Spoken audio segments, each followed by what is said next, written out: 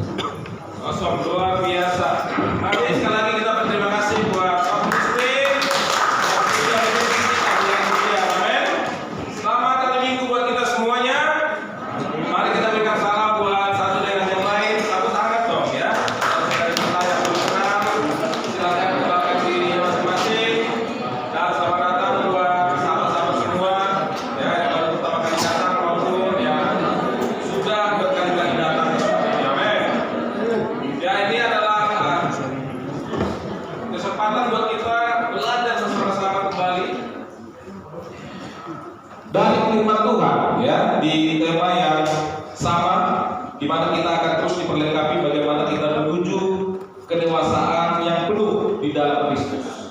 Amin. Karena minggu lalu kita sudah belajar bahwa itu adalah satu hal yang utama menjadi goal seorang Kristen yang telah ditetapkan oleh Tuhan. Amin.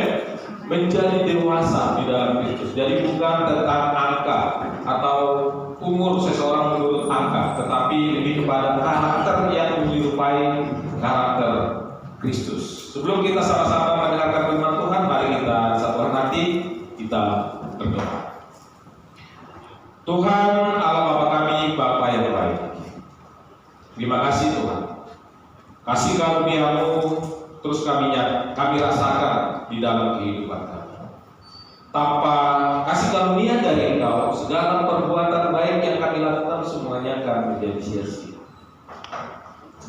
Bahkan perbuatan salah yang kami lakukan, kami punya ruang untuk kami bisa belajar dan memperbaikinya kembali, supaya kami mengerti bahwa hidup kami harus mirip seperti Engkau.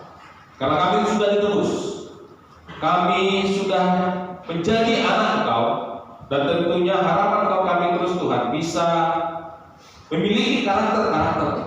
Dan tentunya semua itu dari satu proses yang harus kami lewati, di mana kami mengalami Engkau dan Engkau mengalami kami, supaya kami dan Engkau menyatu, sehingga kesatuan jemaat dan Engkau Tuhan menjadi definisi yang lengkap tentang gereja yang hidup, dan kami adalah gereja Engkau.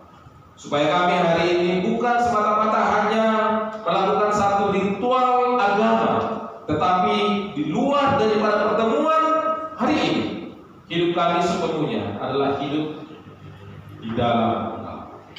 Dan kami terus mau belajar akan hal itu. Bantu supaya pertemuan pada pagi hari menjelang siang hari ini diberkati oleh Engkau, hati kami semua hati yang siap untuk belajar, merendahkan hati dan membuka diri untuk menerima setiap pembelajaran untuk kami praktekkan di dalam kehidupan kami. Terima kasih Tuhan, sertai hamba-Mu supaya tuntunan kuasa Roh Kudus yang menyertai, sehingga hanya kebenaran dan kehendak-Mu saja yang disampaikan kepada kami. Dalam nama Tuhan Yesus kami berdoa dan bersyukur kepada-Mu. Amin. Minggu lalu kita sudah melihat kepada apa yang dimaksud tentang bertumbuh dalam segala hal ke arah Kristus. Di dalam bahasa Inggris disebutnya mature body of Him, artinya dewasa di dalam Yesus. Menjadi dewasa ini bukanlah hanya dalam bentuk bahasa-bahasa atau kata-kata legalistik ya di dalam kekristenan. Tetapi ini harus dirasakan. Dirasakan oleh siapa? Tuhan itu sendiri, dan dirasakan oleh satu dengan yang lain. Tentunya kalau dikatakan dirasakan, berarti ini adalah bagian dari hidup kita. Ini adalah perbuatan-perbuatan hidup kita setiap hari, di mana saja dan kapan saja. Makanya kita juga terus harus mempersenjatai pikiran kita bahwa kita ini adalah agen daripada Kristus. Jadi Tuhan sangat berharap lewat orang-orang Kristen kita ini memberikan definisi yang jelas dan clear bahwa apa itu sebenarnya kekristenan, apa itu sebenarnya hidup di dalam Yesus. Jadi bukan tentang kehidupan beragama. Ya, kalau kehidupan beragama, ya terus terang mungkin ini diciptakan oleh manusia supaya tidak kacau balau, supaya terarah.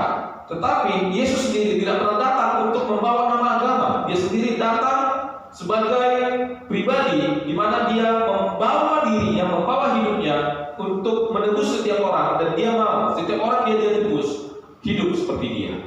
Inilah kekristenan itu sendiri. Dan mari kita belajar tentang bagaimana kita menjadi dewasa. Yang pertama, kita harus mau diperlengkapi. Diperlengkapi supaya apa? Kita memiliki skill, kita memiliki kemampuan.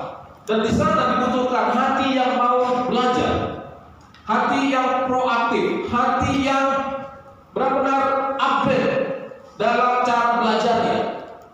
Ya, bukan mengupgrade sesuatu yang mungkin kita lihat sesuatu yang baru kita upgrade. Ya, kita lihat ada gadget baru kita upgrade gadget kita. Bukan itu.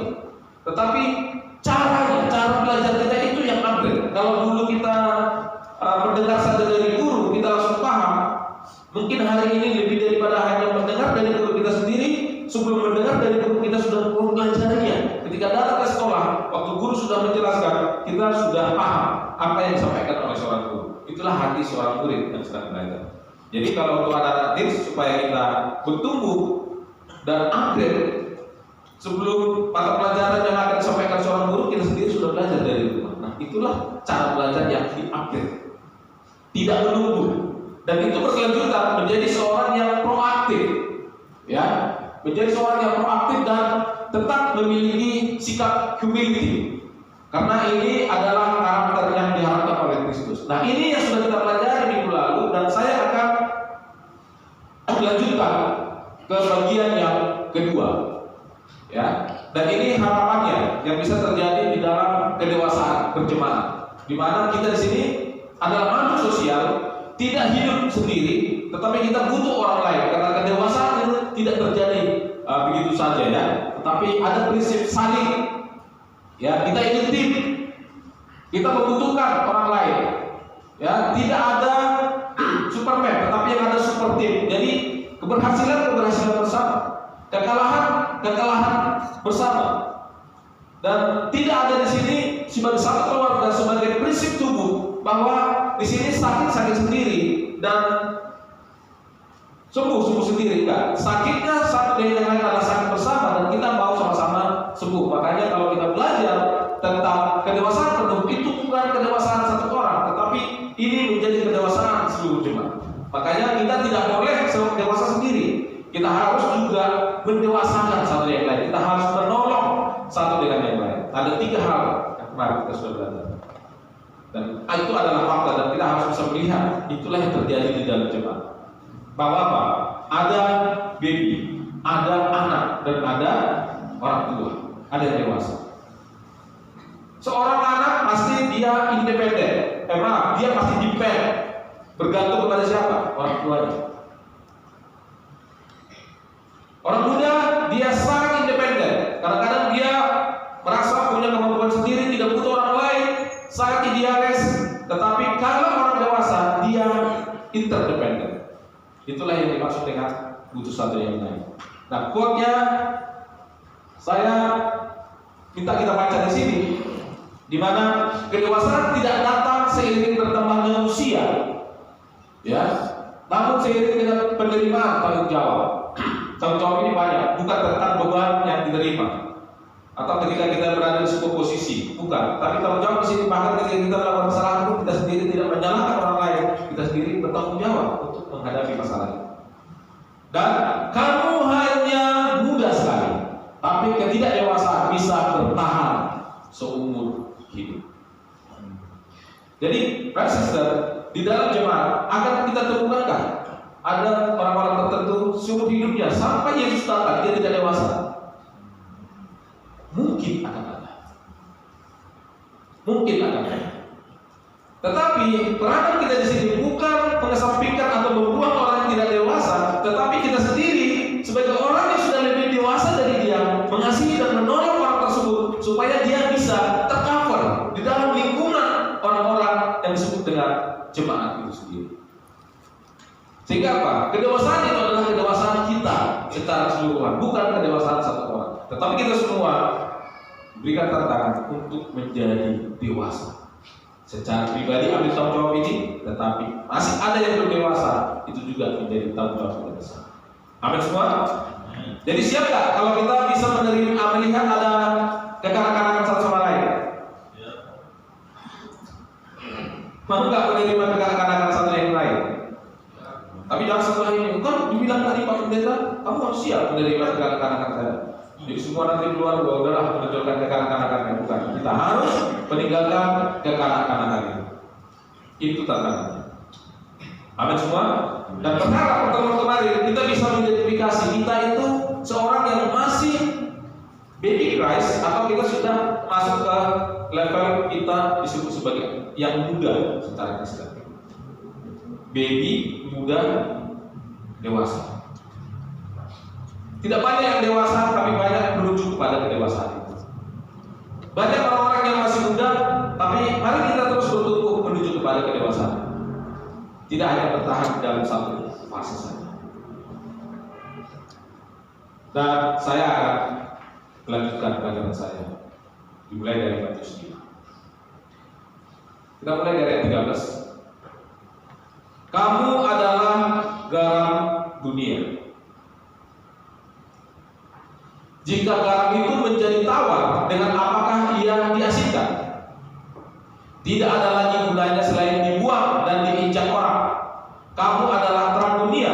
Kota yang terletak di atas gunung tidak mungkin tersembunyi. Lagi pula orang tidak menyalakan pelita lalu meletakkannya di bawah bantal, melainkan di atas kaki dia, sehingga menerangi semua orang di dalam rumah itu. Demikianlah hendaknya terangmu bercahaya di depan orang, supaya mereka melihat perbuatanmu yang baik dan memuliakan Bapamu yang di sorga. Kita berhenti sampai di sana. Kita perhatikan, ini adalah ayat yang familiar. Amin. Kita sering dengar, bahkan dari sekolah minggu, kalau dulu kita di kampung, ini tidak lepas dari istilah apa namanya, liturgi ya. Kalau di kampung Pak Jojo katanya, Pak Jojo dihafal ayat itu setiap anak satu ayat atau 2 ayat. Dan ini ayat yang dari kecil kita sudah dengar. Dan apalagi kita sebagai orang Kristen, murid Yesus, ini adalah ayat yang hafal mati. Tapi mari kita perhatikan. Ini bagian kedua yang saya bicara tentang bagaimana kita menuju dewasa dengan Kristus. Taking action together. Ya, di mana hal yang tersirat di sana, kita menjadi pribadi yang impactful, menjadi influencer, dan juga inspire, menjadi inspirasi. Jadi ini mengajak kita untuk menjadi seorang yang terlibat secara langsung, bukan pasif, bukan reaktif juga, tetapi menjadi pribadi yang proaktif. Ya, kita lihat di Efesus 1 ayat 15 sampai 23. Sebelum saya jelaskan tadi garam dan terang. Karena itu, setelah aku mendengar tentang imanmu dalam Tuhan Yesus dan tentang kasihmu terhadap semua orang kudus, aku pun tidak berhenti mengucap syukur karena kamu. Dan aku selalu mengingat kamu dalam doaku dan meminta kepada Allah Tuhan kita Yesus Kristus, yaitu Bapa yang mulia itu, supaya Ia memberikan kepadamu roh hikmat dan wahyu untuk mengenal Dia dengan benar. Ini doa siapa? Doa Paulus terhadap siapa? Jemaat di Efesus. Kita sudah bicara ini tentang bagaimana Paulus mengirim surat-suratnya dan bicara tentang jemaat di Efesus sebagai jemaat yang dia dirikan sendiri. Apa dia bilang? Setelah dia pergi ke Roma untuk naik banding, tapi bukan naik banding yang dimaksud di sini supaya dia dilepaskan, tapi supaya dia bisa bicara kepada kaisar. Dia bilang, kamu belum dewasa, jadi saya masih khawatir tentang imanmu pada Kristus. Jadi Paulus sendiri sangat aktif dan proaktif. Sebelum jemaat itu dia dewasa, dia sendiri pun sudah langsung datang kepada Tuhan untuk meminta supaya mereka apa? Supaya mereka, dia minta kepada Allah, Tuhan kita Yesus Kristus, Bapa yang mulia, memberikan kepada jemaat itu hikmat dan wahyu. Untuk apa? Pengenalan akan Allah itu sendiri. Dia masih khawatir, ini mereka belum dewasa, belum sematang itu tentang pengenalan akan Kristus. Kemudian apa? Dan supaya ia menjadikan mata hatimu terang, agar kamu mengerti pengharapan apakah yang terkandung dalam panggilannya, betapa kayanya kemuliaan bagian yang ditentukannya bagi orang-orang kudus. Itu maksudnya jemaat. Ya. Dan betapa hebatnya, dan betapa hebat kuasanya bagi kita yang percaya sesuai dengan kekuatan kuasanya yang dikerjakannya di dalam Kristus dengan membangkitkan Dia dari antara orang mati dan mendudukkan Dia di sebelah kanannya di sorga. Jauh lebih tinggi dari segala pemerintah dan penguasa dan kekuasaan dan kerajaan dan tiap-tiap nama yang dapat disebut, bukan hanya di dunia ini saja, melainkan juga di dunia yang akan datang. Dan segala sesuatu telah diletakkannya di bawah kaki Kristus, dan Dia telah diberikannya kepada jemaat. Ya, kita ini spesial. Bukan kita yang datang kepada Kristus, tapi Kristus yang datang kepada kita. Allah diserahkan kepada kita. Ya, jemaat adalah tubuhnya, yaitu kepenuhan Dia. jemaat itu harus dewasa penuh di dalam Kristus. Jadi jemaat diminta ya sebagai tubuh Kristus matang, bukan kekanak-kanakan yang memenuhi semua dan segala sesuatu. Lewat siapa? Lewat jemaat. Jadi kita ini akan memenuhi semua pengharapan Allah, di mana menjadi tubuh Kristus supaya kita dewasa penuh. Ini luar biasa. Ini luar biasa. Saya kembali pada ayat yang mengatakan tadi tentang garam dan terang.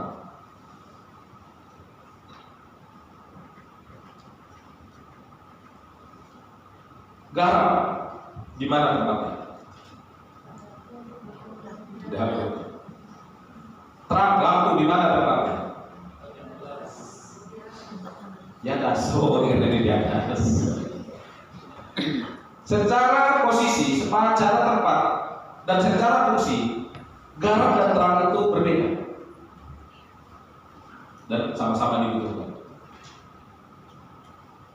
Ya, sama-sama dibutuhkan.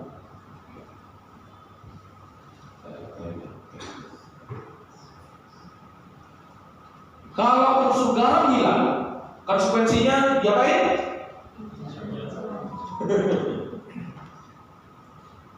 Coba, jemaat kita, murid Yesus yang telah ditebus menjadi anak Tuhan adalah garam. Kalau unsur garamnya hilang, diapain? Tidak, lebih buang. Enak gak dengarnya? Enggak. Tapi mau gak? Enggak mau. Enggak mau. Berarti supaya jangan tidak dan dibuang, digunakan. Ini artinya berimpact, berdampak. Garam disimpan terus pun nggak berguna. Siapa di sini beli garam hanya untuk dilihat-lihat? Atau garam kamu tulis gula, nanti gue tulis botol garam tulis gula. Terus suaminya mana garam? Itu ada tulisannya gula. Loh kenapa harus berbeda? Itu yang kayak handphone, Lisa kamu tulis bukan galon.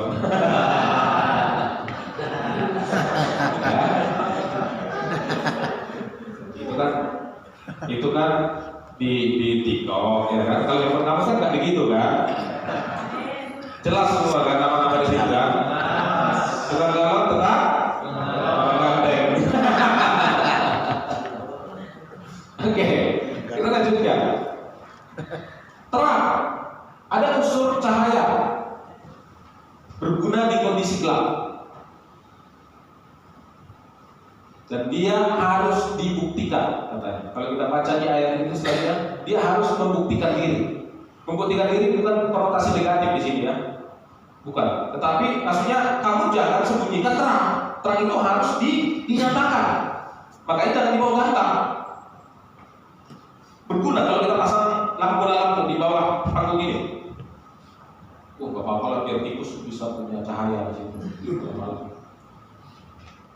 Pasti kita dapatkan, bahkan ketika hanya satu bola lampu di sini atau ini mati dan kita punya satu lilin, pasti kita akan berusaha meletakkan lilin itu di tempat paling tinggi supaya apa? Supaya cahayanya bisa menjangkau seluruh isi ruangan. Kita orang Kristen adalah terang. Terang itu tidak boleh sembunyi. Terang itu tidak boleh menutup diri. Jadi harus sama-sama berfungsi, digunakan sesuai dengan fungsinya dan ditempatkan di tempat yang tepat. Inilah garam dan terang.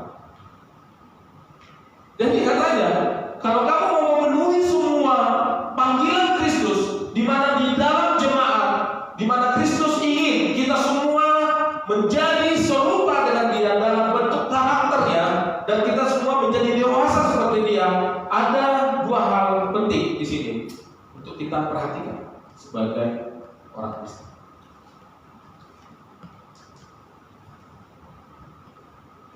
di dalam pembimbingan, dan juga di dalam penginjilan.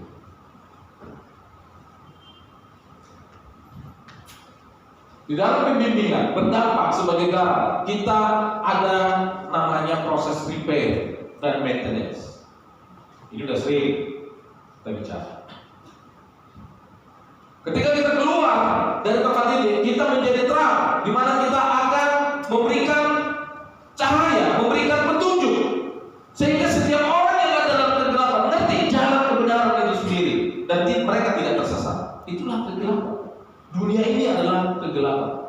Itu Alkitab yang katakan. Dan cenderung kalau kita hanya sibuk dengan dunia ini, maka kita akan tersesat.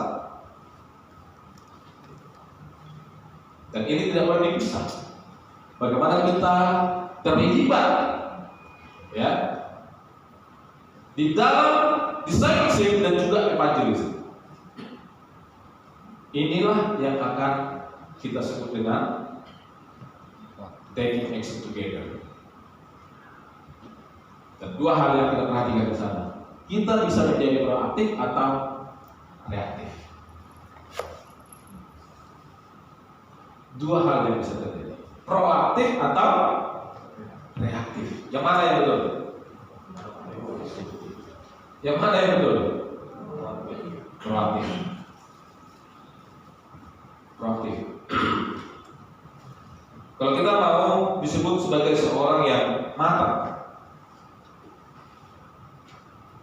ada satu proses yang kita sendiri harus benar-benar terlibat di dalam proses pematangan. Ya. Tidak bisa kita bilang udahlah, aku lihat dari jauh aja supaya matang sendiri, nggak bisa. Oke, saya sudah berkali-kali bilang kalau kita di sini datang dengan perayaan ulang tahun. Waktu kita perayaan ulang tahun, siapa di sini yang perayaan ulang tahun kalimatnya selalu sama tahun ke tahun? Dulu. Ya, selamat ulang tahun, sehat dan banyak umur. Itu aja. Tuhan memberkati. Saya lihat di sini, kalau perayaan ulang tahun, kalau di grup saya lihat chatnya ya, gila loh, detail, dalam. Kamu tahu semua tentang dia dan proses apa yang dia alami dan seperti apa dia sekarang. Kenapa bisa seperti itu? Dan rata-rata, saya bilang semua di sini hampir semua serinya kalau ulang tahun sangat dalam dan sangat kenal. Kenapa bisa begitu? Kenapa bisa begitu? Karena kita sendiri selalu lihat, selalu rasakan dan bersama-sama bagaimana orang share terhadap satu dan yang lain tentang orang itu. Kenapa? Dia mengalami karakter orang itu, dia hidup bersama orang itu, sehingga dia bisa sebut satu persatu tentang saudara dan saudarinya ketika merayakan ulang tahun. Sangat menarik. Minggu lalu kita sama-sama mengalami duka ya. Dalam bulan lalu kita mengalami 2 kali duka. Mama berdua dari saudara ini dan pulang itu sudah bersama-sama yang kita di sini, nanti bisa berfellowship untuk memberikan dukungannya. Nah, mudah ditinggal seorang istri. Saya lihat karena mereka sering bertemu dengan jemaat waktu share tentang malam minggu saya, kagum melihat share kalian. Itu sangat dalam. Kalau saya sering pergi ke tempat duka, pada umumnya orang hanya bilang kalimatnya sama, kayak udah hafal, semua orang sama judulnya dan kontennya. Tapi waktu kamu share, saya lihat beda. Memang benar-benar kamu alami dan kamu kenal almarhum dan kamu sebut perasaan kamu di sana. Bilang ini relationship yang luar biasa. Karena terlibat, karena kamu mengalami dia.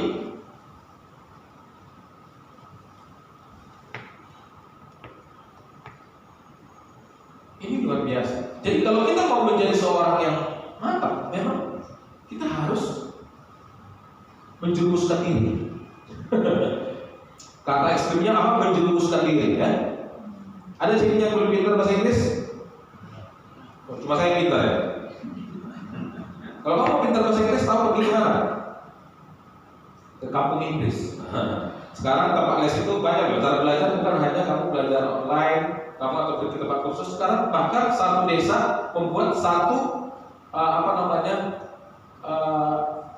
kebiasaan di sana. Mau nenek-nenek, mau ibu anak semua berbahasa Inggris setiap hari. Jadi siapapun yang datang ke sana wajib berbahasa Inggris. Tapi bukan berarti waktu kamu datang ke sana nggak ngerti, terus kamu dibully. Kamu orang mana, orang luar nggak ngerti bahasa Inggris. Kamu bukan orang kampung Inggris, bukan begitu. Justru kamu harus datang ke sana supaya kamu terbiasa dengan dinamika di sana. Dan akhirnya kamu bisa berbahasa Inggris. Ini aku bisa nih berbahasa Batak. Karena selalu di kumpulan orang. Terus kalian bilang, kok pintar aku bahasa Batak ya? Ya lah, tiap hari itu bahasanya di lingkungannya begitu. Tapi ngomong ini pun bisa bahasa Inggris ya? Ya kan?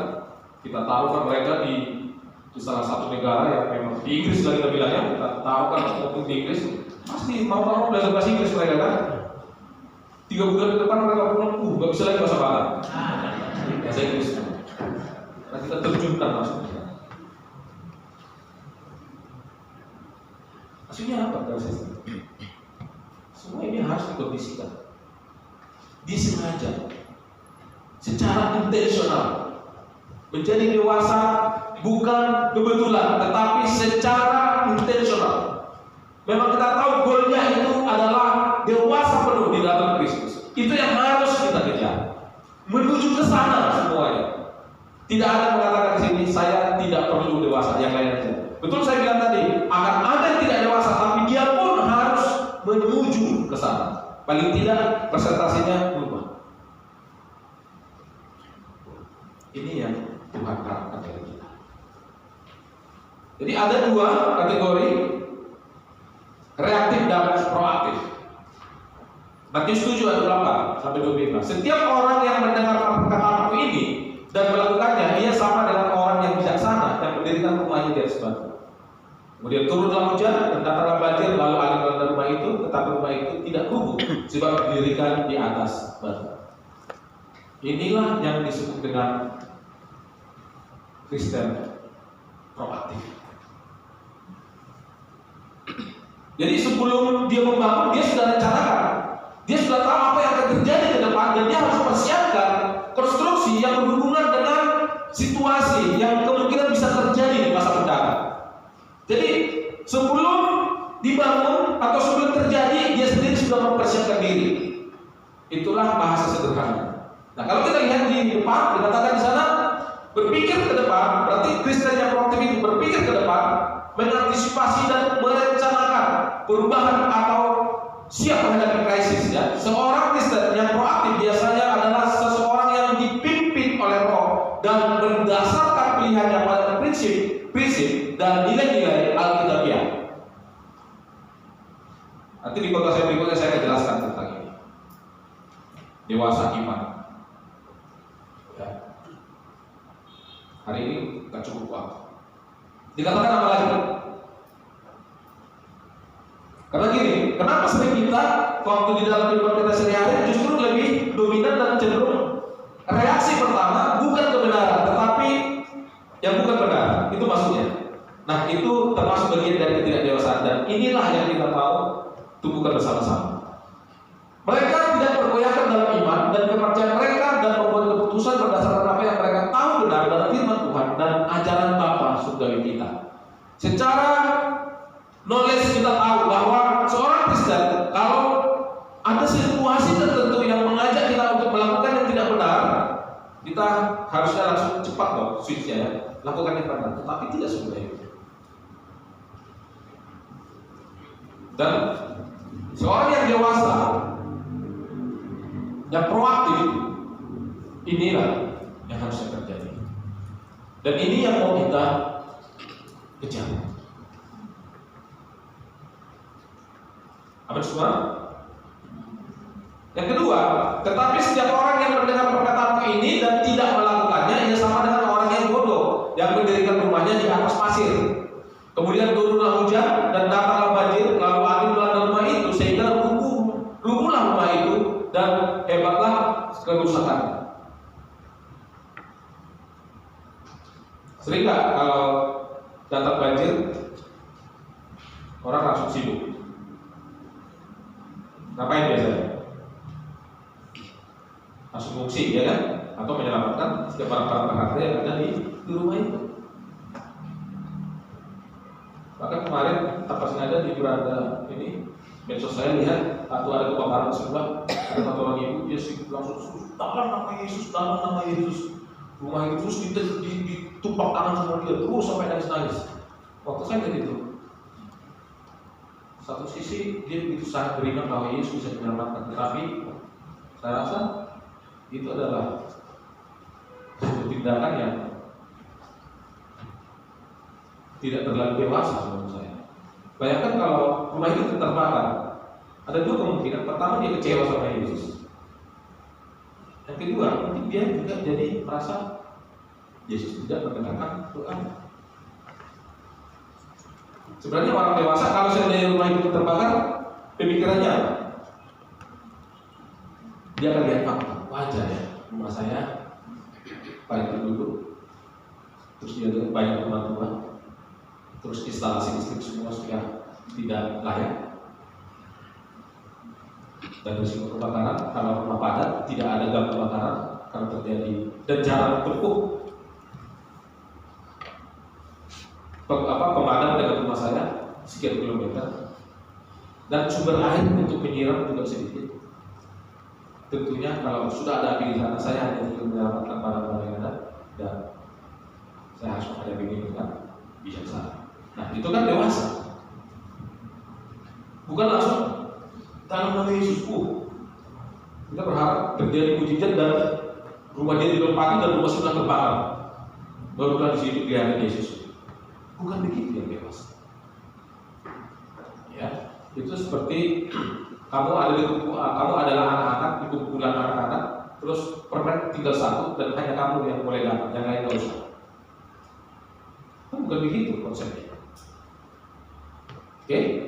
Nah, jadi reaktif orang Kristen yang bereaksi terhadap perubahan atau krisis setelah itu terjadi. Jadi setelah krisisnya ada sangat panik. Ya, hanya karena kurangnya perencanaan. Ya, jadi disebabkan karena tidak ada perencanaan, seorang Kristen reaktif akan dipimpin oleh dirinya dan mendasarkan pilihannya pada keinginan, perasaan, keadaan, kondisi, dan lingkungannya. Pendapat dan reaksi mereka tidak ditetapkan atau berakar pada dasar yang pokok. Jadi tidak ada dasar. Artinya, segala sesuatu yang kita putuskan dalam hidup kita itu semua ada konsekuensi. Konsekuensi tidak selalu negatif. Konsekuensi juga ada yang positif. Itu namanya pendapat. Sebagai seorang Kristen, kita memutuskan untuk mengikut Yesus. Ada konsekuensi enggak? Ada konsekuensi enggak kita mengikut Yesus? Nah, di sini yang kita perlu dewasa. Sering sekali ketika kita sudah tahu ada konsekuensi ikut Yesus, tapi kita sendiri mau menghindari konsekuensi itu. Ini buat capek ini jadi Kristen. Ya, kita tidak mau konsekuensinya.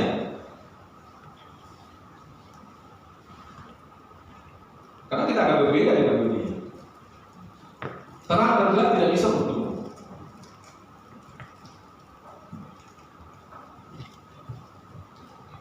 Ya kan, single-single bergumul kan, begini kan. Saya memutuskan menjadi murid Yesus, pasangan saya harus murid Yesus. Nah, ketika saya di dalam lingkungan murid Yesus, nggak ada tanda-tanda untuk menjadi pasangan hidup saya. Waduh, gawat ini. Bergumul nggak? Bergumul nggak bersisten? Bergumul.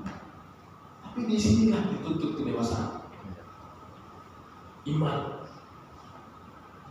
Bahwa keadaan sekarang yang sudah saya terangkan untuk mengambil keputusan menjadi murid Yesus belumlah penentu 2 tahun 3 tahun ke depan tentang masa depan saya, tentang pasangan hidup saya, tentang hidup saya.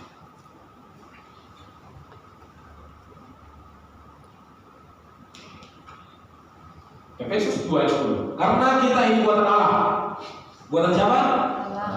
Allah. Diciptakan dalam Kristus Yesus. Ya, diciptakan dalam siapa? Kristus. Ya, nanti baca di Kolose 1. Ya, di dalam Yesus diciptakan segala sesuatu. Ya, boleh dari 15 sampai 18. Jelas dikatakan di sana. Diciptakan oleh Allah dan untuk Allah. Efesus 2 ditegaskan lagi oleh Paulus, kita ini buatan Allah, diciptakan dalam Kristus Yesus untuk melakukan pekerjaan baik. Pekerjaan baik di sini bukan hanya baik dalam konteks keinginan kita dan kemauan kita, tapi pekerjaan baik menurut standar Kristus.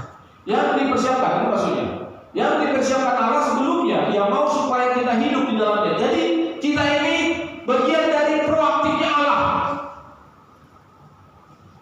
Dari jauh-jauh sebelumnya dia sudah rancang, sudah desain apa yang harus terjadi, di mana Yesus akan datang di dunia, dia akan menebus semua manusia yang percaya kepada dia dan dipersiapkan untuk hidup sesuai dengan Kristus.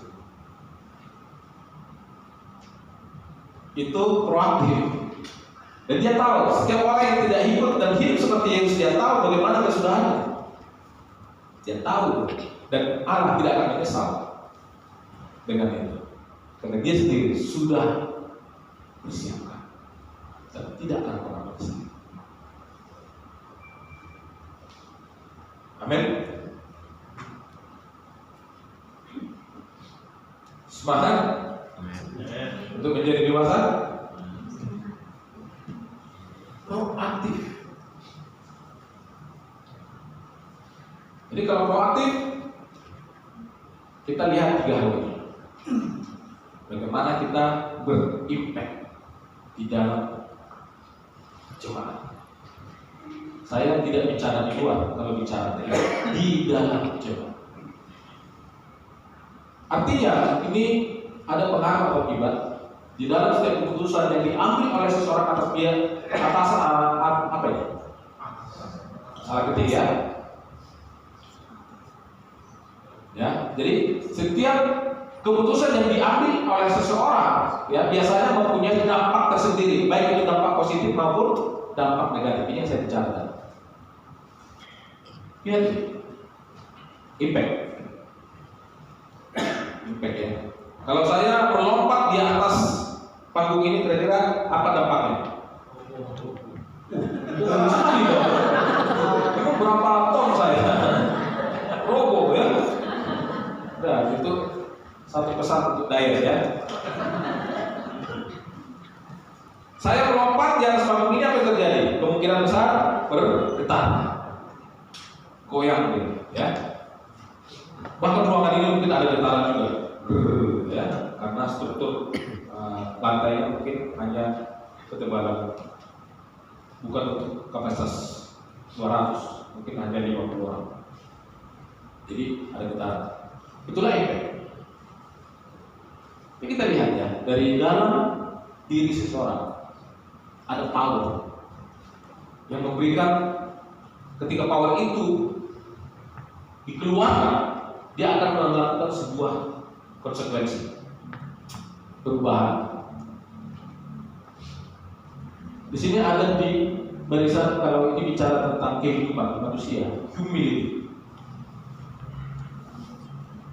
Kenapa dimasukkan humility? Karena sebuah kekuatan tanpa didasari dengan sikap humility itu impactnya negatif ya.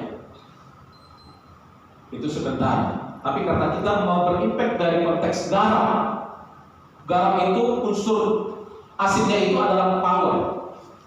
Ketika dimasukkan ke dalam sebuah wadah kuali, di dalamnya ada sayur dan air, kayak sayuran itu menjadi nikmat.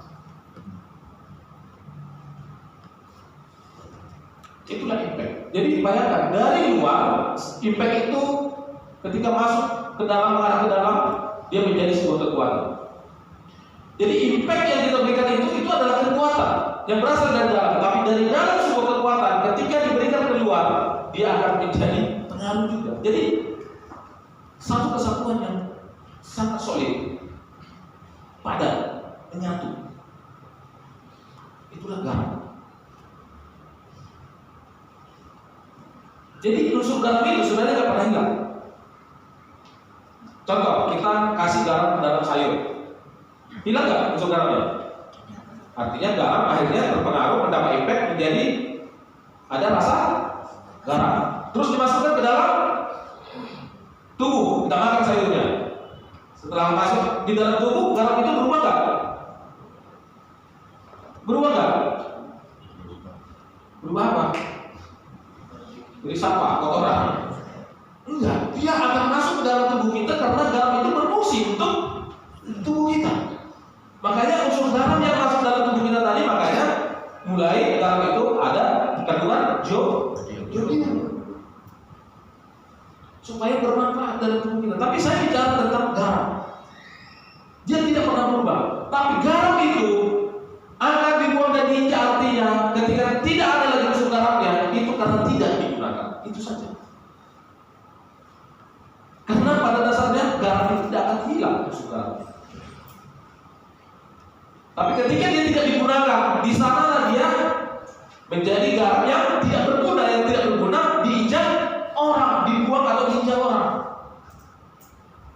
Makanya kalau kita lihat garam berserakan di jalan raya, siapa misalnya yang nangis-nangis itu, kalau kalian buang garam ini saya ini terus kamu pukulin ya, terus kau bawa pulang ada yang begitu. Enggak, berarti garam itu sudah tidak berfungsi. Diinjak orang. Makanya tempatkan garam di tempat yang tepat dan gunakan di tempat yang tepat juga. Usah pakai garam untuk menggarami, ya. Ada garam untuk menggarami lagi. Saya kan? Nah. Gunakanlah garam di tempat yang tahu. Kalau untuk pertanian, gunakanlah garam untuk menyuburkan tanah. Bahkan garam berfungsi untuk mematikan bakteri. Makanya kalau petani ya yang mau tahu nih, kalau kita bawa kompos, pupuk kandang, kotoran ayam, ada pernah makan kotoran ayam? Nggak ada kan? Syukurlah, nanti sadar sudah. Kalau kita bawa kotoran ayam ke ladang, langsung ditaburkan, itu tidak impactful, ya pupuk-pupuknya. Tapi kumpulkan dulu untuk beberapa minggu, taruhkan garam supaya dia terurai. Bakteri-bakteri yang tidak berguna di sana terurai, akhirnya nanti bisa digunakan untuk menyuburkan tanaman. Bahkan ketika kita masukkan lagi yang lain-lain seperti daun-daun yang tidak digunakan lagi di ladang itu, kumpulin sana itu jadi pupuk. Itu karena ada unsur garam. Tanah yang kering, ya hujan datang, atau kasih tumbuhan agak mau kering, kasih garam, subur itu. Jadi kita di sini kenapa dikumpulin di sini? Supaya ada unsur garam yang membuat kita bisa bertumbuh. Yang agak kurus-kurus ya, nanti jadi agak gemuk ya. Secara spiritual. Kalau secara fisik gak usah lagi kita berkorban ya, cukuplah. Kita justru belajar daya. Influence. Artinya kekuatan yang memiliki efek terhadap orang lain. Artinya untuk dapat memberi pengaruh baik dan pembuktian diri terhadap orang lain, kita harus memiliki kekuatan atau power. Dan pembuktian saya maksud tadi sudah saya jelaskan. Jangan disimpan. Jadi di dalamnya ada spirit. Ini influence terang, ada Roh Kudus. Ya, memang di dalam diri kita ada jiwa, ada pikiran, ada emosi, ya, yang akhirnya itu mengontrol untuk kita bisa memiliki kehendak bebas melakukan sesuatu. Tetapi karena ada Roh Kudus yang memimpin dan mendorong sebagai terang, sehingga kita tahu arah mana kita harus berjalan, dan itu juga kita berikan kepada orang lain sehingga orang lain tahu ketika mereka ikut kita, karena kita untuk Kristus, makanya itu memberikan pengaruh ke dalam hidupnya. Jadi terang, jangan ditahan di ruangan ini. Jangan disimpan di ruangan ini. Jangan kita hanya terang ketika kita ada di sini. Kita harus terang selamanya, dimanapun dan kapanpun. Bukan hanya ketika kita di gereja ini. Itulah terang. Ya, udah terang, kita tambah lagi 1000 watt lagi di sini. Apa yang terjadi? Neraka panas. Betul kan? Microwave itu gunanya apa? Pemanas. Pakai unsur apa? Terang, dia pakai cahaya di dalam. Panas. Makanya itu kalau kita pergi ke restoran siap saji, saya nggak usah sebut namanya ya, KFC namanya. Sudah sebut. Habis dari sini saya terakhir semua pergi ke FC ya. Saya kira promo. Itu untuk mendapat unsur panas yang lama dia tahu. Jadi bayangkan kalau kita di sini tambah listrik kuatnya ini, nggak ada guna AC ini. Panasan kita semua. Ya, udah cukup. Ya di sini ya, untuk ini. Nah, jadi kemana kita tempat kalian? Tempat yang lain. Jangan lagi buktikan terang di sini. Buktikan di tempat yang gelap. Itu influence. Sebagai garam kita berdampak di sini, sebagai terang kita memberi pengaruh di luar sana. Itulah murid Yesus. Dan kita akan dewasa kalau kita terlibat langsung di bagian ini. Pasti dewasa. Tak mungkin gak dewasa. Ya, dan otomatis pasti menginspirasi. Karena ada dorongan dan semua itu harus didorong karena perasaan akan Kristus. Itu namanya passion. Ini sudah juga diajarkan di dalam the passion of Christ. Ada gairah Kristus di dalam diri kita. Makanya kenapa bisa terinspirasi satu yang lain? Karena kita lihat itu adalah gairah Kristus. Dan kita harus passion. Ya. Amin semua. Siap untuk terus menjadi dewasa? Jadi dua hal yang kita sudah belajar. Be kompeten dan proaktif. Jadi ini tidak bisa didorong, tetapi kita sendiri proaktif. Kita sendiri terlibat. Kita sendiri yang mengajukan diri. Jangan ditarik-tarik. Kalau yang ditarik-tarik itu baik. Semoga membantu dan ini menjadi acuan buat kita di dalam 1 bulan ini untuk belajar bagaimana kita meredakan hati mau dibimbing oleh satu yang baik, dituntun oleh satu yang baik. Karena tema kita bulan ini adalah tentang discipleship. Ya, discipleship. Dan berharap bulan depan menjadi bulan di mana kita akan benar-benar mau terlibat di dalam pekerjaan yang sudah Tuhan percayakan kepada kita. Karena kita akan bicara tentang penata layanan. Dan bulan depan kita akan merayakan anniversary yang ke-12. Amin semua. Semangat anniversary yang ke-12. Ya, kita akan merayakan anniversary yang ke-12. Kita akan mengambil tema build. Ya, membangun. So, temanya we ready to build. Dan kita akan melanjutkan pekerjaan di situ, Santa Thomas Balong. Balige sudah, dan kita melanjutkan ke Samosir. Berharap pelajaran-pelajaran yang kita dapat di bulan ini dan bulan depan ini mempersiapkan kita di tahun 2008 dipakai Tuhan untuk pekerjaan yang luar biasa ini. Dan berharap setiap orang di sini bertumbuh menjadi pekerjaan dan bahkan bisa sendiri dipakai Tuhan untuk mengajak pekerja-pekerja lain untuk bisa bersama-sama di training, dilatih, dibentuk menjadi dewasa di dalam Kristus. Amin semua. Itu saja firman Tuhan. Semoga membantu Tuhan memuliakan. Mari kita berdoa. Tuhan, terima kasih Bapak kita. Saya persilakan.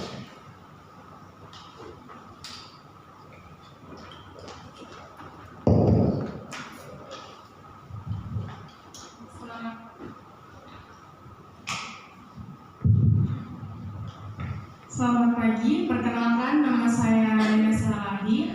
Sekarang usia saya sudah 15 tahun.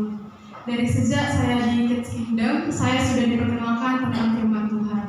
Berada di sekitar murid Yesus sangat membantu saya. Banyak orang yang dapat membantu saya bertumbuh di dalam Tuhan. Dulu saya bukanlah anak yang gampang ngobrol dengan orang lain, tidak mau berfellowship, hanya mau di zona nyamannya aja. Terutama karena saya insecure dan minder. Karena waktu SD, aku beberapa kali dibully teman sekolah yang pasti saat itu mereka tidak mengerti apa yang mereka buat. Di sekolah saat itu karena fisik, mereka ejek aku, gajah lah, dan kata-kata lain yang tidak aku suka. Sehingga itu buat aku nggak percaya ada yang bagus dalam diriku karena ejekan-ejekan itu. Aku jalan pun sampai membuku karena merasa malu. Banyak jadinya pikiranku yang bersalahan muncul dan semua membuat aku bisa overthinking. Bagusnya aku bisa cerita sama papa mama tentang semua ini. Walau mereka sering memuji aku, tapi ejekan teman-teman sangat kuat mempengaruhi percaya diriku. Tapi bersyukur setiap melihat kehidupan murid Yesus dari kecil sampai aku teens banyak memberikan inspirasi kepada saya. Melihat bagaimana brother dan sister di sini bisa love each other dalam Tuhan, dan melihat bagaimana dengan fellowship bisa banyak bantu orang lain. Itu membantu saya juga ingin bertumbuh untuk bisa fellowship dengan brother dan sister lainnya. Bukan hanya di ministry, di keluarga juga begitu. Melihat keluarga saya yang grow di dalam Tuhan, itu juga banyak membantu saya. Saya bisa melihat bagaimana perubahan mereka yang dulu suka marah-marah, sulit buat ngobrol tentang feeling, tapi sekarang mereka bisa bertumbuh dalam hal itu. Sekarang saya bisa bicara dengan terbuka feeling dan pikiran-pikiran saya dengan feel free pada papa, mama, dan kakak. Bahkan hal-hal yang aku hadapi dengan tidak mudah, baik tentang guru-guruku, teman-temanku, pelajaran-pelajaranku, bahkan sifat-sifatku yang tidak bagus bisa hari ini kuceritakan kepada mereka. Dan aku tidak harus dinasehati dan dimarahi mereka saat aku terbuka. Kadang mereka juga menjadi pendengar yang baik aja dan itu sangat melegakan aku. Dan pada saat mereka nasihati aku pun sudah dengan bahasa yang membuat aku jadi tahu dan mau berubah. Dan itu bukan karena kehebatan mereka, tapi itu karena kehebatan Tuhan. Dan saya menjadi murid Yesus sekarang juga karena kasih Tuhan. Banyak hal saya masih harus grow ke depannya. Saya bisa setia menjadi murid Yesus, saya harus terus grow. Dan pertumbuhan saya itu untuk memuliakan Tuhan. Decision to follow Jesus is not only when you decide to go baptized, but every day. Yaitu, keputusan untuk mengikut Yesus bukan hanya ketika kita memutuskan untuk dibaptis, tetapi setiap hari. Arti salib bagi saya adalah, Yesus telah mati karena menebus saya. Oleh karena itu, hidup saya hanya untuk Dia. Maka setiap hari adalah proses pertumbuhan menjadi dewasa, sehingga mirip seperti Yesus. Amin. Brother dan sister, hari ini Reina bertumbuh menjadi satu pribadi yang jauh lebih percaya diri. Kita sebagai orang tua banyak sekali mengalami storming ya, bagaimana mempersiapkan dia untuk bisa mengambil keputusan menjadi murid Yesus. Bahkan ketika kita minta untuk share di depan tentang keyakinannya menjadi murid Yesus, selama seminggu ini dia minta untuk dibantu mau sharing apa. Entah kenapa kita hanya bilang siapkan saja sesuai dengan keyakinanmu. Kita semua bahkan kemarin dia kasih tahu, Pak tolong dibantu dong. Tanya aja mama, terus mamanya tanya aja lagi papa.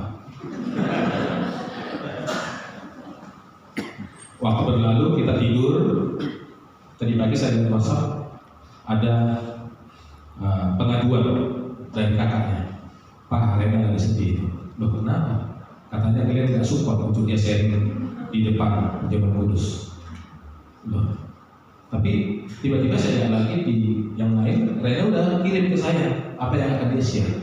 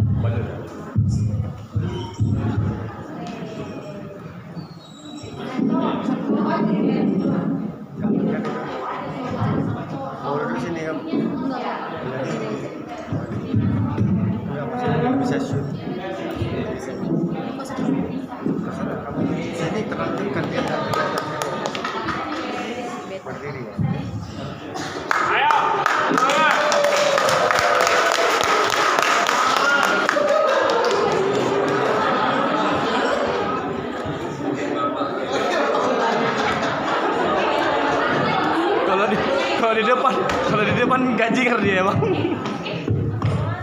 Ayo.